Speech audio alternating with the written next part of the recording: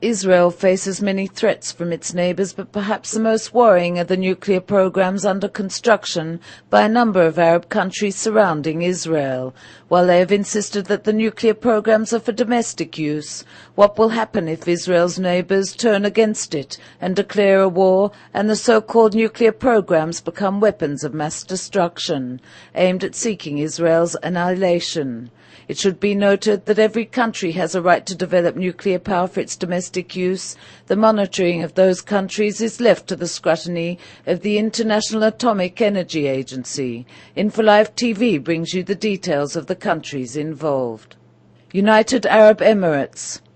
The United Arab Emirates this week announced plans to pursue a nuclear power program, saying it would invest $100 million in an agency that plans to make it the first Arab state to develop atomic energy, and has approved a plan for the formation of the Nuclear Energy Implementation Organization, which will work alongside the IAEA as it builds nuclear power facilities.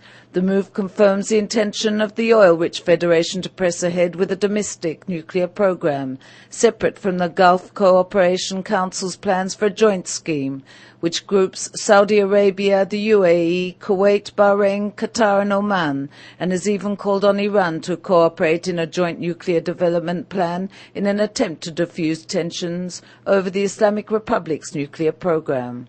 Egypt. Egyptian President Hosni Mubarak currently in Moscow to sign a cooperation agreement regarding the development of nuclear power for civilian needs, described the accord as the peaceful use of nuclear energy.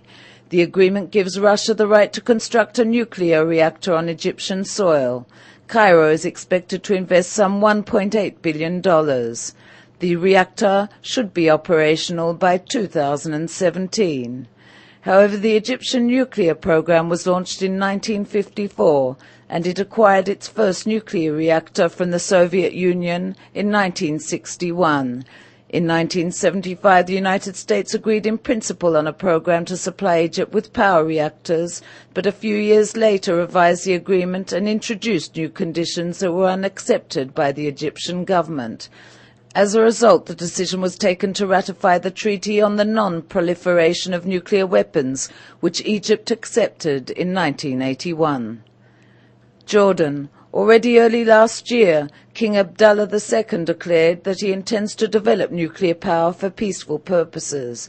At the time, the U.S. State Department indicated that it had no objection to Jordan's developing a nuclear program for peaceful purposes, noting that every country that adheres strictly to the Nuclear Non-Proliferation Treaty has the right to develop civilian nuclear power for the benefit of their people.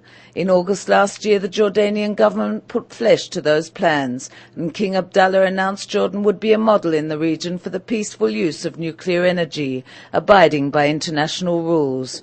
Jordan is to have its first nuclear reactor up and running by 2015, with more to be built in the years leading up to 2030. Syria. In December, a report surfaced that Syria had resumed construction at the site of a suspected nuclear plant that was bombed by the Air Force in September 2007. According to the report, a satellite image photo showed that the main building on the site appeared to be in the process of being rebuilt, and the shape of the roof had changed. In February this year, the Israeli army confirmed the Air Force strike on the facility in Syria. Following the strike, U.S. administration officials voiced suspicions that North Korea was once again assisting Syria to build a nuclear facility based on new satellite imagery. Damascus has vehemently denied the charges. Iran. In February this year, the IAEA Director Mohammad al-Baradi announced that he discovered that Iran was constructing a facility to enrich uranium near Natanz.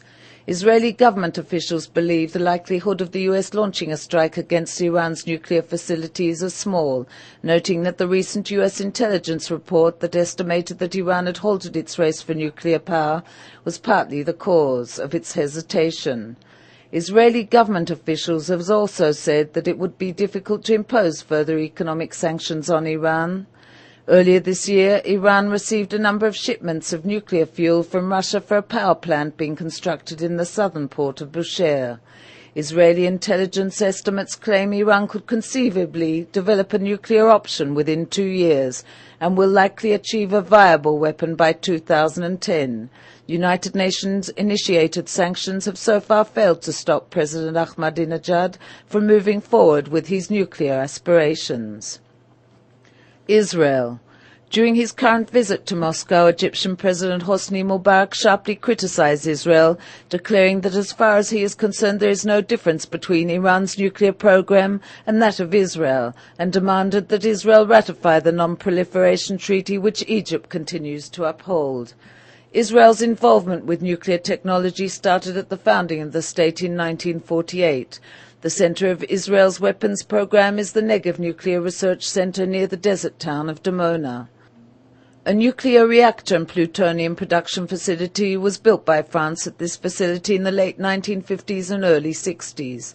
The most specific and detailed information to be made public about Israel's nuclear program comes from a former mid-level nuclear technician named Mordechai Van Nunu, who was dismissed from the Dimona plant in 1986 and smuggled over 60 photographs of the facility and flew to London where he planned to sell his story exclusively. Instead, he was nabbed by Israeli intelligence agents and brought back to Israel, where he stood trial and served a long prison sentence.